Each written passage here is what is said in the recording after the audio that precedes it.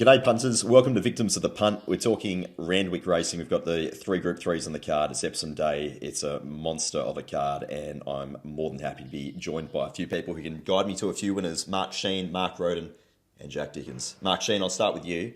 What are you expecting rail true Randwick? Well, we haven't got as much rain as was forecast, so the penetrometer is pretty low, so I'm expecting a firm track unless they give it a touch-up later this afternoon or tonight. So, look, I'm hoping fair, but, you know, it may play on pace. They have cuddled that inside from the last meeting. Okay. And Mark Rhoden doing the form. Was it an enjoyable experience? How deep is the card? Yeah, interesting and good quality card, I thought. Yeah, I'm not too worried about the track pattern at this stage. If it is particularly firm, it could be inside, but the true rail at Randwick is one of the few rail positions in Sydney that gives back markers a good chance statistically. So that's often the case when the fence goes, when there's rain, and that may not be the case tomorrow, but it's a pretty fair setup, the true at Randwick. And Dicko? I think sorry mate. I think the last meeting we had a true rail. The fence did seem to wear out a little bit towards the end of the day, so it may chop out a bit. You never know. That was the day that Mwanga beat Very Elegant and all that. And it was okay early. First three races, I think the inside, it actually looked like it might be inside best, but that certainly wasn't the case later on. Are you noticing a difference in the way you have to handle the track patterns with now you've got 10 races? Not long ago it was 8. Oh, we've had 9 for a fair while, actually. So, I don't think one makes any difference. I think it just gets down to they're so heavy on the watering and moving the rails. So, I think that's more to do with it than one extra race. Yep. Okay. We'll run through races 5 through 10 in a full preview, but we'll just touch on races 2 and 3. Mark Shean, the 2-year-old races. Anything standing out at this point? Look, Coolangatta trialled really well here. She won a jump out at Caulfield as well when she wasn't named. And then she came here and looked to win with plenty up the sleeve there, in good time. Sectionals were quite good. It looks a bit thin, the fillies race, so I know it's even money, but does look pretty hard to beat. Colt's a little bit harder, but Victory Moments trialled well at the Gold Coast and then came here and overcame a few difficulties, jumped in front, then dragged back and then had to sprint again. So he has got a bit of pace drawn underneath him, but he'd be the way I'd go to start with, just depending on track pattern, if you can see anything early in the day. But I liked him, 13 Victory Moments. With Dambesi River, who looked a bit fat at the trials, might be the danger. Okay. All right, let's have a look at race 5, the Hill Stakes over 2,000 metres. In terms of the market, Think It Over is currently favourite. Best available Friday morning is $2. Douai is $4.40. We've got Kie Nautique at $5.50. Shared Ambitions $8, and then Cricket Arch is $15. Mark Shean, are you sitting here and betting, or are you just going to let it go around? Look, I'd have to be on Think It Over here. I can't see a lot of pace in this race. I think he's got to be first or second in the run here and dominate. Look, Douai's in the market, but they did run along at Newcastle there, and the field spread out. So I think he was probably entitled to run on. I think, there was a slight query about him at a really tough 2,000 metres, but I think this would just be a dawdle and a sprint home, so I think I'd have to take the evens. Okay. Mark Rhoden, any thoughts on this race? Yeah, it looks very slow. The automated map on punting form spat out Cariff as the leader, who's a 2-miler, so I don't think it'll be leading. But, it just shows you how much or how little speed there is on paper. I thought with Shared Ambition, I mean, they've got to stop stuffing around with these tactics saying they want it ridden quiet. Last time McDonald rode it, it went straight to the front and won. Surely it goes straight to the front, and I think It Over probably sits second. And, he's very well placed in this. Yeah, look, I like Duace as a horse, but that weight for age against the likes of Think It Over, I think she's too close to them in the weights and too short. The danger, if there is one, is Ki Nautique. Now, he's got a long way back at both of his Australian starts. He was very good late in the Craigley at Flemington. If it can be closer to Think It Over in the run, I think it can give it a race. I have to lean Think It Over's way because I'm 100% certain the map here, but I just think G Boss in $1 million race, can you believe this is $1 million, we'll try and pull a rabbit out of the hat and be in touch with Think It Over. He's the one that is a chance of turning the favourite over. I've got Think It Over around evens, 10 to 9. I don't know if he's a bet, but he looks awfully over. Okay. Just indulge me for a second, you two veterans of this sport and dealing with head noirs. We talked about Imaging coming out of that race, which K.E. Nakota comes out of as well. And Imaging was probably better than KL. And Imaging had every single possible, like we predicted, was $4 into 280 and did nothing last week. I have therefore decided that Very Elegant is a bet and a half on Saturday to knock over Incentivise. Sydney form, won the race last year in a good 3, softer the better at the same time. Am I thinking the right way here, boys? Possibly. Look, I don't think that was much of a race at Flemington. I personally thought Keogh, I mean, it was given no hope. It was last in a pretty moderate pace. It closed off better. Imaging has, I think, mental health issues as well as a dislike for a very firm surface, which he cut last week. So, not saying take it on as an intern. I mean, just because he failed doesn't mean everything out of the race is going to fail. It'll fit in. All right, let's have a look at the Premier Stakes over 1200 Group 2. Masked Crusader, $2.35 his favourite from Rothfire at $3.80. Lost and Running 6, Jonkers $9.50. Then you're out to I Am Superman at $23. Mark Shean, are you with or against Masked Crusader here? Look, the yard's going to be very important for me because I thought he looked disgusting the other day. He looked awful in the coat, probably the worst I'd ever seen him. So, and he probably ran accordingly. Admittedly, it was a wet track and he probably got too far out of his ground. But I think the parade's going to be vital for this race. Just on face value, I'd have to be on Rothfire from that run the other day. Back on a drier surface and Lost and Running could just jump out of the ground. I know he'd won on wet tracks, but they were against walkers and probably his least impressive wins in my opinion. So he's another one who could jump out of the ground. But look, if the old Masked Crusader turns up in the yard, I'm part of the fan club there, so I'm certain to be on him. But if he parades the same as he did the other day, I'm definitely not backing him. Okay. And you should be able to get an idea, given that he is the top weight in the race. So hopefully you should be able to get a decent enough yard preview. Mark Rhoden, any thoughts? No, that's interesting information about the yard. I'll certainly be liaising with Rob to get his views on Masked Crusader.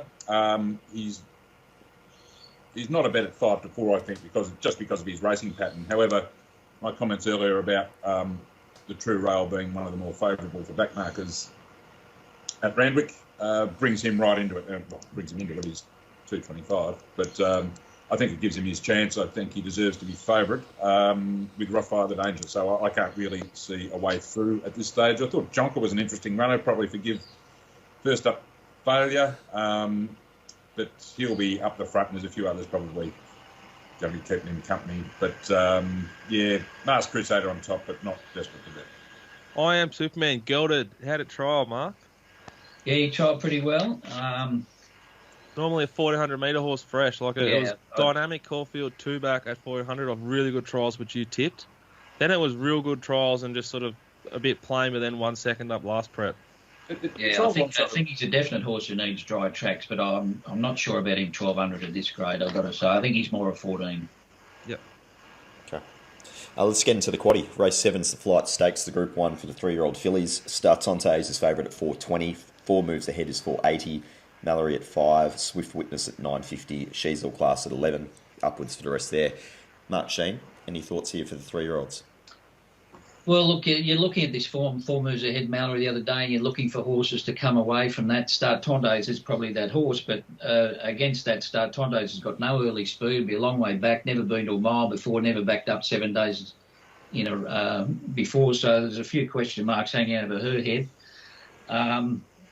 I thought a couple of roughies, Fangirl and Von Trapp, are both good chances, but they've both drawn in the car park as well. So, look, it's pushed me back to Mallory just because it's drawn the best, I think, of the chances. Bowman goes on. Look, she didn't have a great deal of luck in the straight the other day. I just think she'll get the right run. So, but as I said, I think Fangirl and Von Trapp have certainly been crying out for a mile, and if you're looking for something at a bit of value, they might be those. Okay. Mark Rhoden, do you find a bet here? Yeah, it's hard. I think it's hard to find a bet. Startontes with the Golden Rose form sort of leaps out at you a bit. But yeah, it's 7 day back up in 1600. Might be going to the well once too often. It did run 6th or something in that, and they went very hard, and it finished off nicely. I don't know if 1600 is actually what it's looking for. It was well suited the other day and sort of went to its level. Out of the lead up, the 1400 metre lead up, I thought Mallory was the one to be on. Maps beautifully here. I assume Nash just fires 4 moves ahead into the race again, but whether like sitting outside lead or something up to the mile is going to suit her, I don't know. Mallory's going to have a lovely trail in midfield somewhere, you'd think, from barrier 5. It's the one I lean to from that race. Von Trapp, I know Mark's very keen on it. I think it could even be last year, I think, from 14, unfortunately, but certainly has ability. And Fangirl, looks very progressive. Jay Pension, a Group 1 barrier 12. Yeah, what price do you want to take? I don't know. But look, I wouldn't be shocked if it won, wouldn't be shocked if Von Trapp won. And the other one is sort of old, she's all class with the blinkers on. Totally unsuited the other day, but it just might not be a horse there. But McDonald's sticking again. Blinkers probably better suited, maybe. But no, bet for me at this stage. Dickens, any thoughts?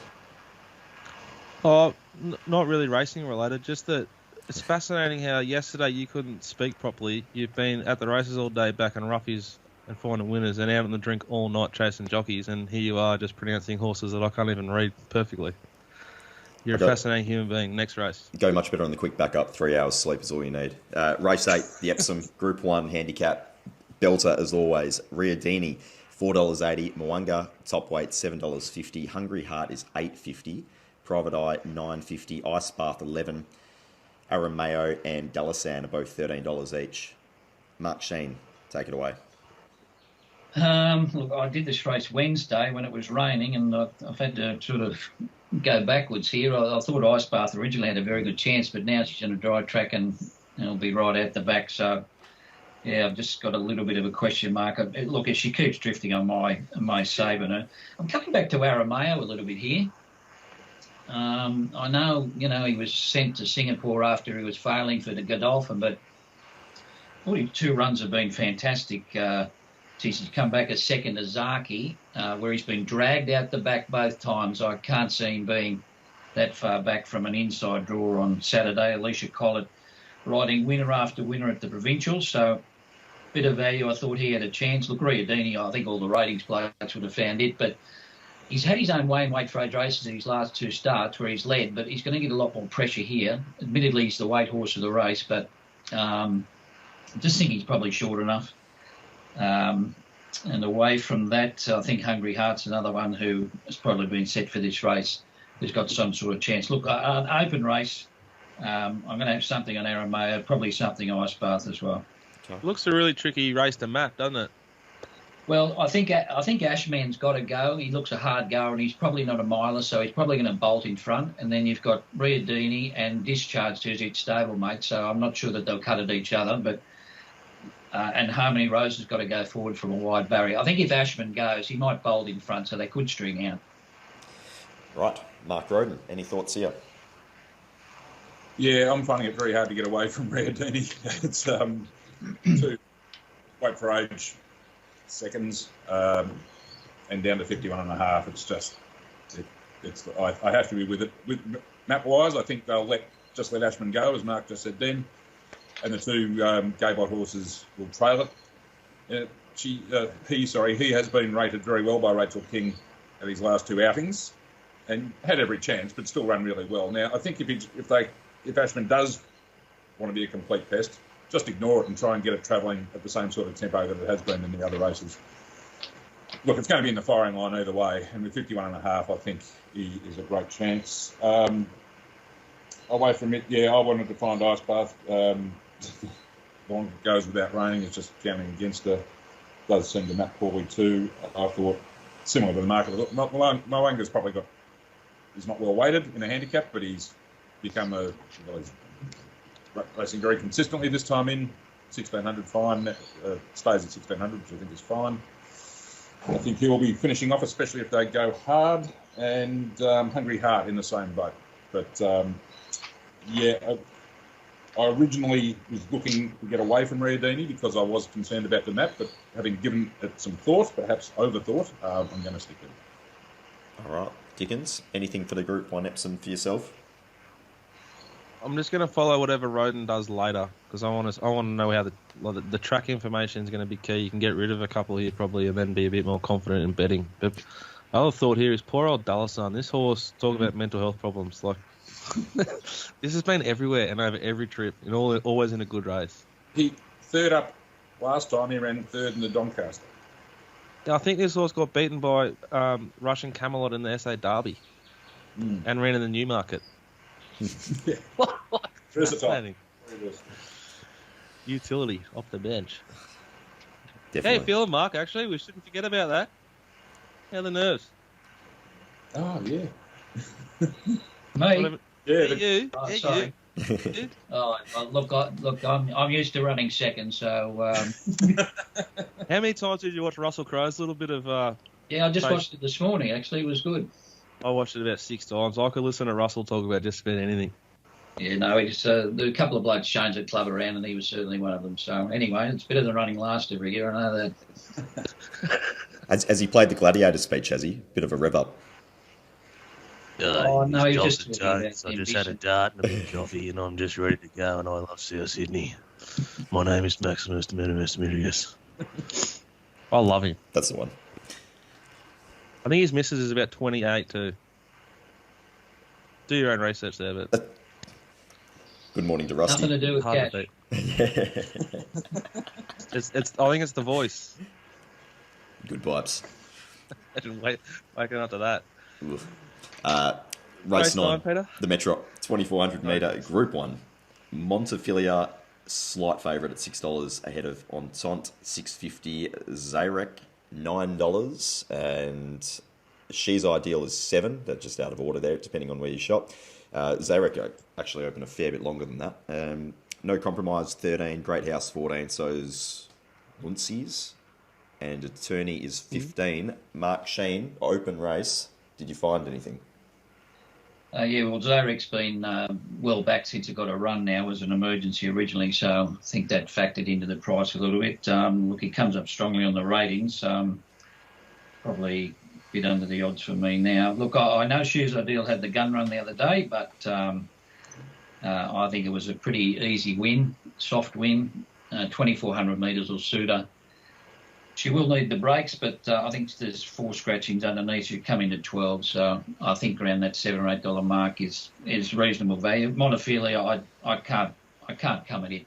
I know it was a terrific run the other day, and the weights favour her compared to She's Ideal from the other day, but I think she's had 4 goes of 2,400 metres against her own age and has failed to win. So I've still got a question mark about her running the trip. I think Entente is very well weighted, but he's backing up 3 weeks in a row. Not sure what he beat the other day, but he draws perfectly here. And in fact, the Metrop, funnily, the last 4 winners, I think, have drawn barriers 3, 3, 3 and 4. So he'll end up in a good spot in the run. Zarek obviously been well found now, but sticking with She's Ideal.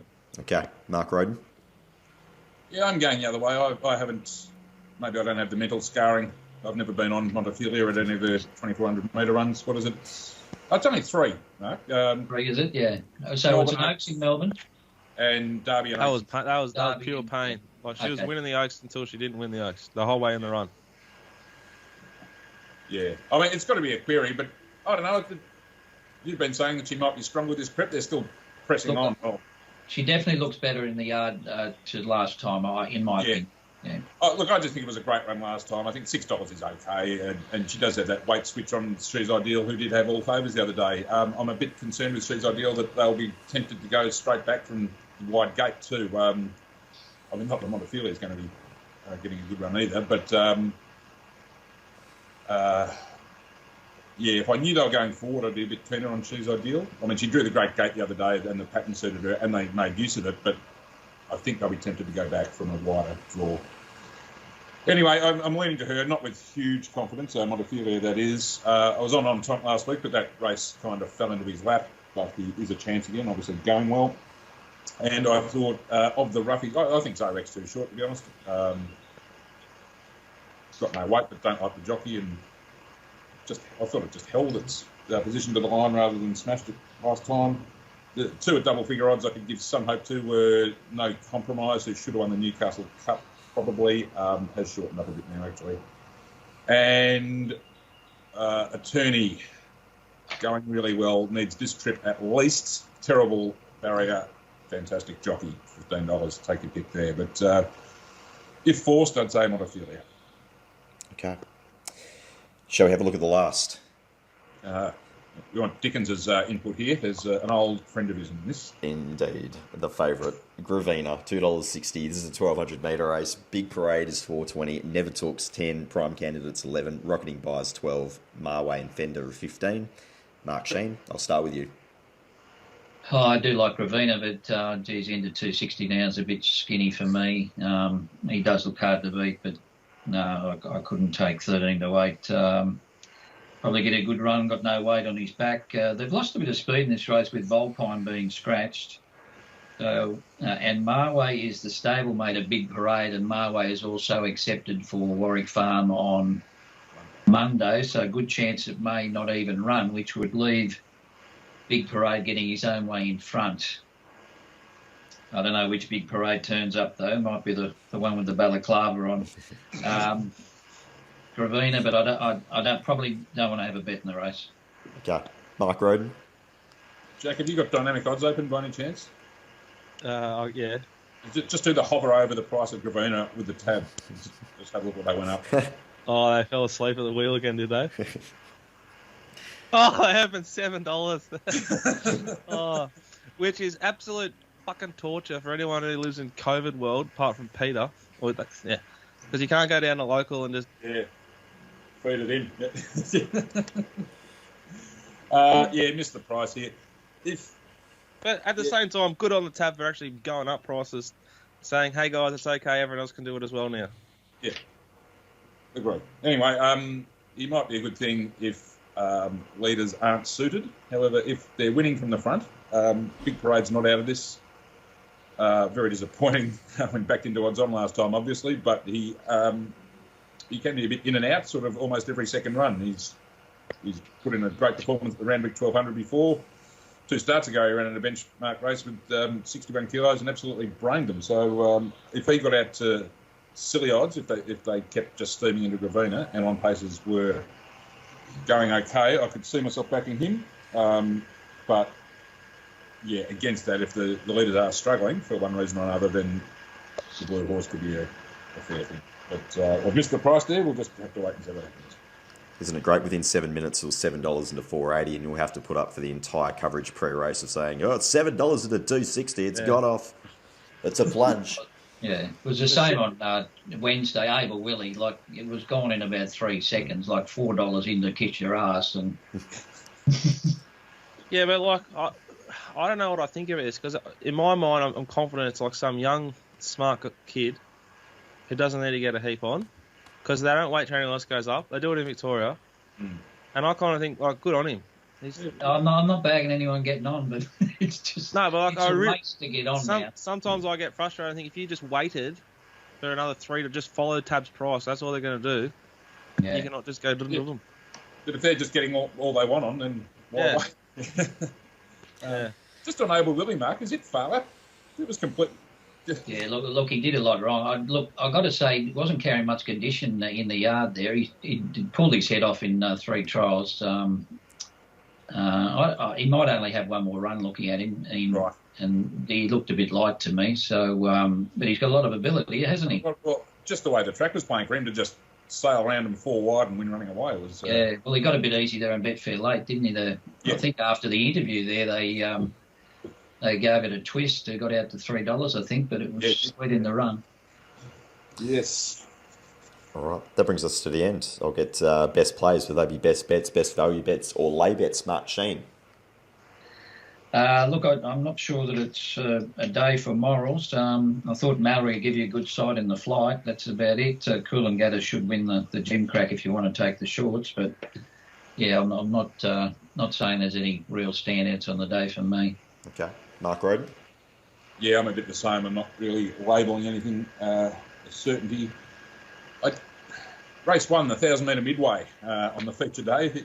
Try this for a betting angle. I think I'll go very hard here, and I think the costly Ashima might get her chance in a race like this at $6. I think she's a reasonable bet. All right. What do you think about the dry track with her, Mark? Do you think she needs the wet or not? I hadn't thought that. I'll have to recheck that. Thanks for growing me up there. I'm not bagging it. I'm just saying. I thought in my head that maybe her best runs were on tracks with a little bit of give out. Although the track was all right at Gosford the other day. Yeah, I'm sort of more than a 2-year-old form. I thought she closed off really well, and I've got a bit of time for. I mean, Belucci Babe and the horse on the lead are pretty smart, and she chased them well. So I just think, in a midway, which is a glorified Wednesday race, I thought she was probably over the odds. Not a good thing by any means. Yeah, well, they'll go fast for sure, won't they? Dickens, anything you're having a stab at? No, very interested though in the race 9, the staying race. Warning comes out of that race at Flemington where that floating artist pissed in, and it pissed in again at Sandown. It might be a pretty good horse, and it goes 1,700 or something to 2,400. This looks weird to me, but it's obviously a horse that's going to stay. Interesting sort of race to watch. I got mental scarring from it from the last time I raced in Sydney. We would have run the Guineas, the Derby. Funny. It owes me plenty. Yeah. Doesn't owe me anything. I backed it to win the Derby. I love that horse, but I won't be. I don't know if I'm going to be backing it. It's just an interesting sort of setup. It's the only horse with that form line in that race. But Flemington race 2, number 8, Gunstock. I think it'll piss in. And just before we go, Mark Shean, Mark Rhoden, any thoughts? Very Elegant versus Incentivise? I'm a Very Elegant for me. Well, what's the track? I mean, it doesn't matter. I think she's a better horse. Yeah. Flemington. It's currently a good 4, and how would you know? But there was a day there where, like, the front lawn was a foot underwater, and it went from a heavy 8 to a soft 6 from race 6 to 8. 2 or 3 Cup days ago, it was. That's what I'm saying. Yeah. Was that the I thought they wouldn't. Like, I was driving there with Josh, and I thought there's going to be off. Yeah. And it went like this. The track rating went from a good 4 to a heavy 12, and then back to a soft 6. We finished on. It's a remarkable track for copying rain from. Very Elegant won the race last year though on a good 3. It did, but that was just with the cupboard. That was with the cupboard man. That was a bunch. Agile as a cat. Oh, very good. All right, guys. Thank you very much. Himself in a pantry. He's got himself into a cupboard. Unbelievable. Have a great weekend, guys. Hope you enjoy yourselves. And remember, head to themailbag.com.au. We've got accountable betting advice all across this great country all weekend long, delivered via our app.